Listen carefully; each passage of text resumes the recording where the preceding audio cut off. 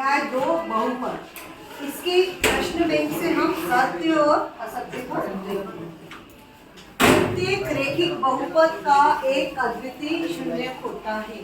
तो रेखिक बहुपद कौन सा होता है जिसकी घात कितनी होती है, एक। तो उसका एक का शून्य कितना होगा, एक ही होगा। तो इसका मतलब है ये क्या है, कथन सत्य। आप सत्य और असत्य लिखना, मैं राइट रॉन्ग लगा रही हूँ, ठीक है। तो ये कैसा कथन है, सत्य। दो घात वाले बहुपद को रेखिक बहुपद कहते हैं। दो घात वाले को क्या कहेंगे, द्विघाती। और रेखिक बहुपद की घात कितनी होती है, एक। इसलिए ये कथन कैसा हुआ, प्रत्येक वास्तविक संख्या बहुपद का एक शून्यक होती है। तो ये शून्यक होती है, ये वाला कथन है सत्य। तीन घात वाले बहुपद को द्विघाती कहते हैं, त्रिघाती कहेंगे उसको। ये जो है बहुपद 7 घन 3x, इसका एक गुणनखंड है। तो ये गुणनखंड है या नहीं है, ये नहीं, ये हमको हल करके देखना पड़ेगा ना। अब 7 घन 3x, तो आप इसका शून्य कैसे निकालेंगे, 7 घन 3x का शून्य निकलेगा 7 घन 3x बराबर 0। इसका मतलब है कि 3x बराबर -7, या फिर इसका मतलब हुआ x बराबर -7/3।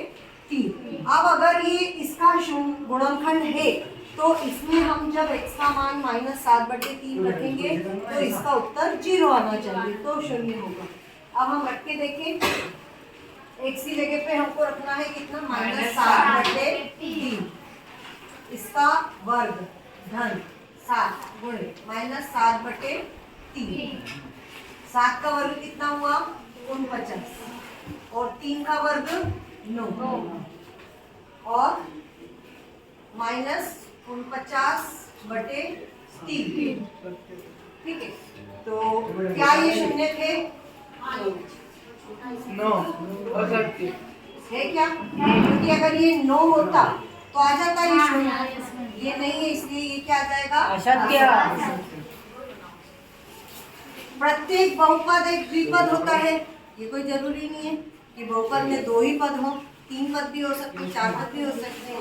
तो ये क्या जाएगा, द्विपद की घात 4 होती है। द्विपद का घात से क्या मतलब, द्विघाती की घात 2 होती है, द्विपद की घात 4 हो गई है, जरूरी थोड़ी है।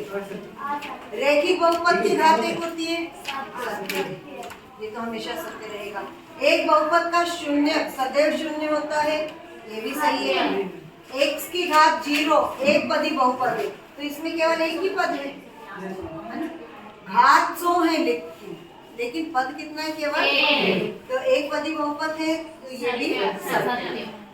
अगला है, क्या ये एक रेखिक बहुपद है, नहीं, क्योंकि इस पे घात कितनी आ रही है, 2। अगर ये सिर्फ 3x धन 5 होता तो ये रेखिक बहुपद होता है ना, तो ये रेखिक बहुपद है क्या, नहीं। अशून्य अचर पद की घात परिभाषित नहीं है, सब परिभाषित होता है, लेकिन सिर्फ एक की घात परिभाषित नहीं होती है, वो किसकी, शून्य होता है। लेकिन ये बोल रहा है अशून्य, तो अशून्य की तो परिभाषित होती है, परिभाषित नहीं है, इसलिए ये कैसा हो गया, 7x की घात 3 एक त्रिघात बहुपद है, घात 3 है इसमें, तो ये सत्य। ये त्रिपदी बहुपद है, सही। द्विघाती है और 3 पद है, 1 2 3, तो त्रिपदी है। क्या ये सूत्र सही है, ये सूत्र भी सही है। ये सूत्र आपको याद करके रखना है, क्योंकि 2.5 के सारे सवाल इसी से, मतलब कई सवाल में इसका उपयोग आता है। बहुपद के एक से अधिक शून्य नहीं हो सकते हैं, हो सकते हैं, किसी का मान 0 आता है, किसी का मान 2 आता है ना, अलग अलग। भाई उसमें किसी जगह पर अचर जो चर पद है उसका मान आप रख रहे हो और उससे वो शून्य हो जाता है।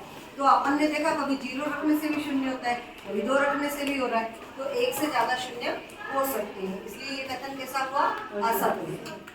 घात 3 वाले दो बहुपदों के योग की घात सदैव 3 होती है, तो घात तो हमेशा 3 ही आनी चाहिए, तभी तो वो त्रिघाती होगा। प्रत्येक रेखिक बहुपद का एक और केवल एक शून्य होता है, रेखिक का कितना होगा, एक शून्य होगा, ठीक है। तो ये क्या आ जाएगा, उत्तर सत्य, ठीक है। जैसे आपने देखा था ना, ये रेखिक का 7 + 3x = 0, तो x का मान कितना है? केवल 1।